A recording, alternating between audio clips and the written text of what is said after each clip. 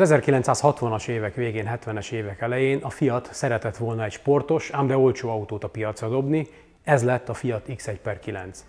Érdekes módon az X1/9 kódnevet megtartották, holott abban az időben a Fiat a 100-zal kezdődő 124, 25, 26, 130 stb. Neveket használta, de ez az autó megmaradt a 9. prototípus megnevezésnél. Megvolt a 128-as, 127-es mint egy jó alap, és annak a mechanikáját ültették át ebbe az autóba.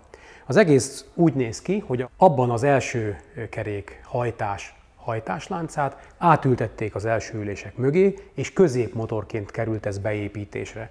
Ez azt is eredményezi, hogy a két tengelyek között lényegében minden mechanikai elem megtalálható.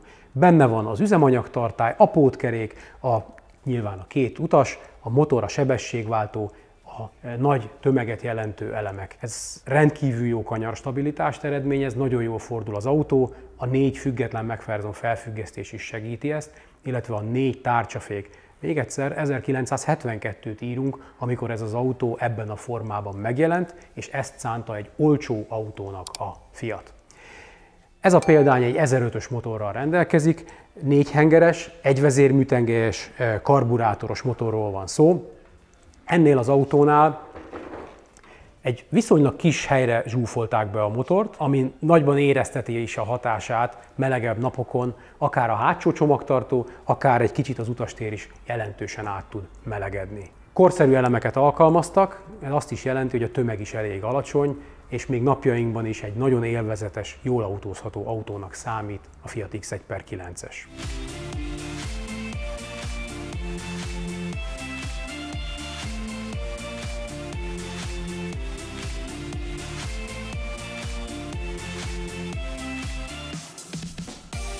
Teljesen véletlenül egy barátommal vásároltuk 3 évvel ezelőtt ezt az autót.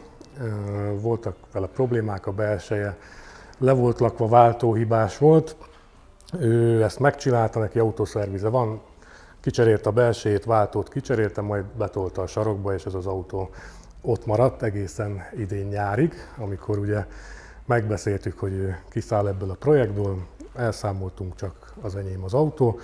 Megcsináltattam rajta pár dolgot, ami kell a mindennapi használathoz, hiszen ez nem egy OT minőségű, mint látjuk ezt az autót. Én minden nap használom, nagyon szeretem, kapott egy friss műszakit mindezek után, és imádom jelen pillanatban ezt az autót. Elárultad itt az beszélgetéseink során, hogy van más autód is, van. Mégis ezt használod. Mi fog meg benne? Mi a jó a pesti utakon?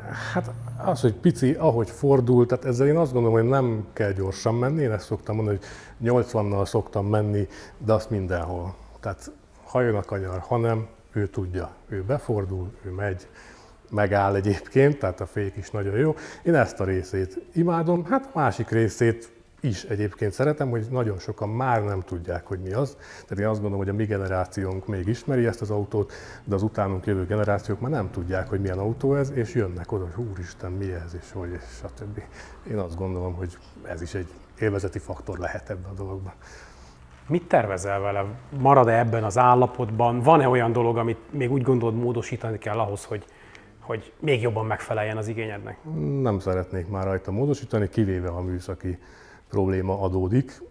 Igazándiból ez így lesz, és ez így mindennapi használatos ez az autó. Mit kezdesz a meleggel? Ugye, hogy többen mondják... Leveszem a tetőt. Leveszed a tetőt? Elsősorban leveszem a tetőt, igen, nagyon fűt az autó nyáron, ez teljesen kellemes.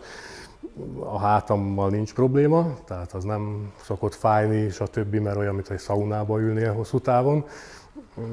Igazándiból ennyit tudunk tenni ezzel, de nem foglalkozunk ezzel, amikor ezzel megyünk szerintem. Meg fogjuk mérni a teljesítményét, 1981-es az autó. Mire tippelsz, mit fog tudni? Kamerán kívül beszéltük, hogy sajnos sikerült most nem jó üzemanyagot tankolnom. Ugye gyárilag 85 lóerő, most 70 lóerőt fogunk mérni. 70 lóerő a tipped. A motortérbe benézve egészen egészséges állapotokat találtunk. Én azért mernék többre tippelni. Tehát a 85-höz képest szép hangja volt, amikor beállt, inkább a 75 környékén nagyon rendben volt a motortér, olajfolyás nélkül, új gyújtókábelekkel, én úgy látom, hogy egy pár dologot még felújítva volt, egy-két vízcső is kicserélve, tehát van rendes gazdája, a szerelő egész jól megcsinálta. Úgyhogy az én tippem 75. Legyen így. Nézzük. Nézzük meg.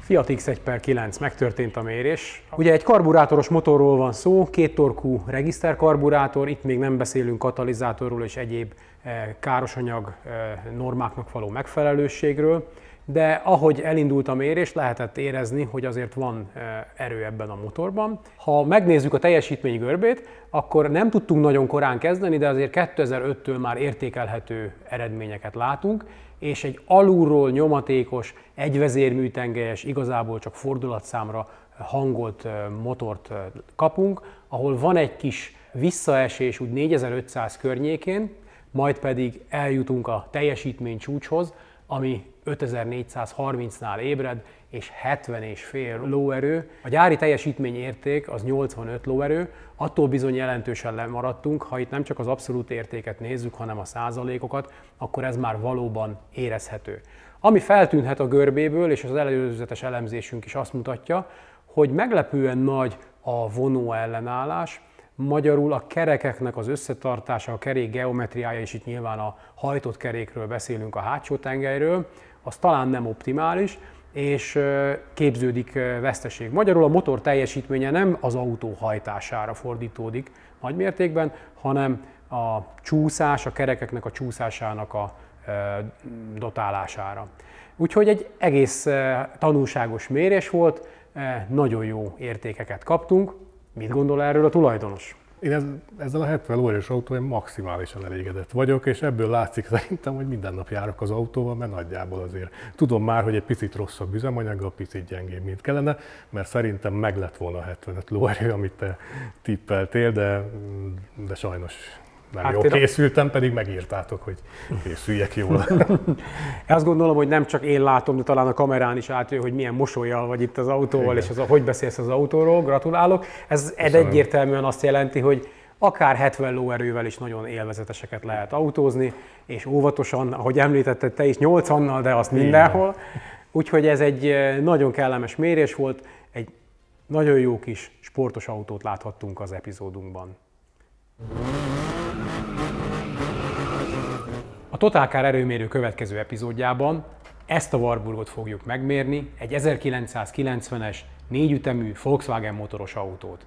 Mindössze 52 000 kilométer van benne, tehát viszonylag kevés. Ha te is kíváncsi vagy, hogy mit tud ez az autó, akkor iratkozz fel a Total Car YouTube csatornájára, és nyomd meg az értesítési ikont.